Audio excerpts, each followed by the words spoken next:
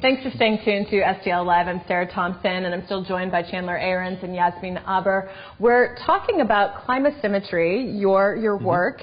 I think this is interesting because you're really looking at temperature as a material. You know, we think about wood or concrete or the many things that we can do, you know, just in terms of architecture, but not necessarily thinking about temperature. So is this your area of focus, or how did you come up with this idea? Well, I guess as an architect, I'm always trying to find all the tools that I can, you know, all the materials that I can to design with. And so I started thinking about all the things that I wasn't really thinking about, and some of the things we take for granted, such as temperature. And so, you know, temperature is something that was within all of our built environments. Usually something we take for granted, though. We don't really think of it until it is in some way out of balance. And then we begin to notice. And so it seemed like an interesting opportunity to begin to explore, well, you know, how can we begin to see if how we perceive temperature can influence the way we perceive space. Okay, well, let's go ahead and start running this video. This is a time lapse because we'll start running it and we'll talk over it. How long did it take to actually put together? Because we're seeing the condensed version, obviously. Sure. This is it's probably about 3 months worth of work in about 2 minutes of video. And it starts with the wood frames that we see there, and the wood frames were actually come from the computer model, so it's digitally modeled in the computer, and then we take the computer model and give it to our robotics machine, and it begins to cut out very accurately these pieces of wood that we can then assemble into these frames. And then there's Faith, who's one of my research assistants from Washington University. She was wrapping the frame in the spandex fabric, and then there she is starting to spray with, and Josh is putting down the glass fibers within the gypsum. And so one of the investigations with this material is gypsum is one of the most common building materials in interior environments, almost on every wall. So we wanted to begin to explore the thermal qualities of that. So we're spraying the gypsum into this formwork, and then embedding the hydronic tubes, the water tubes, into the panel itself. And so it becomes just an independent panel. The panel is the structure. And then we're able to run the hot and cold water through. And so now we're seeing those tubes, and then covering the tubes with the gypsum.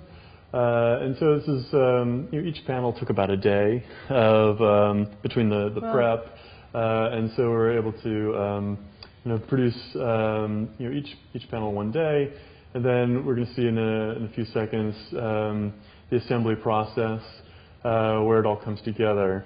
When this is on display in the gallery, what is it that you want people to sort of take away from it? And I know that's kind of like asking an artist, what are people supposed to see when they see your artwork? But really, you know, architecture is that is art, but it's also functional. And so what is it that you want people to think about when they're seeing this?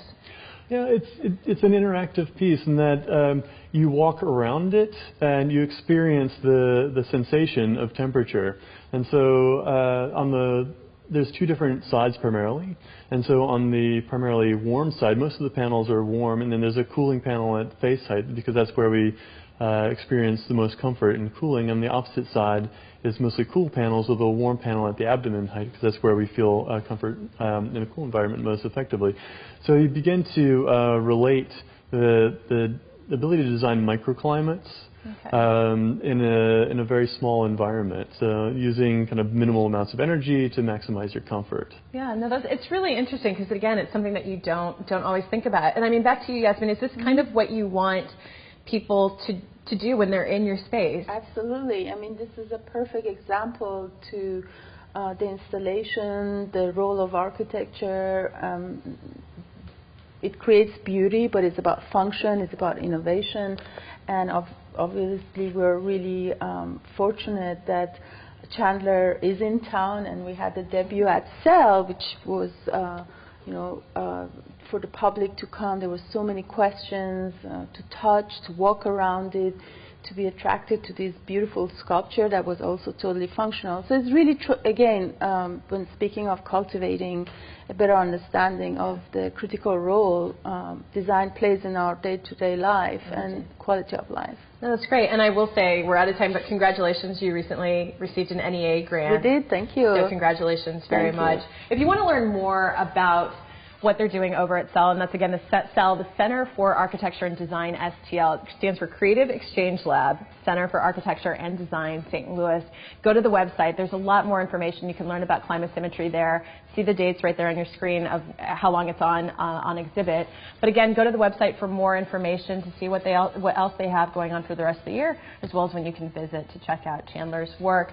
Thank you so much for being here. We really need more time, I think, to talk about everything that you do. But thank you again for being here. Thank you for having us. This Sunday, you can hear Chandler present during Design Week. So if you come Sunday between 3 to 6, it's open house, and Chandler will be available to answer questions. That's great. This Sunday to hear Chandler speak. Thank you for adding that in there. All right. Well, thank you again. And we're not done yet. There's more STL Live coming your way. We'll be right back after this.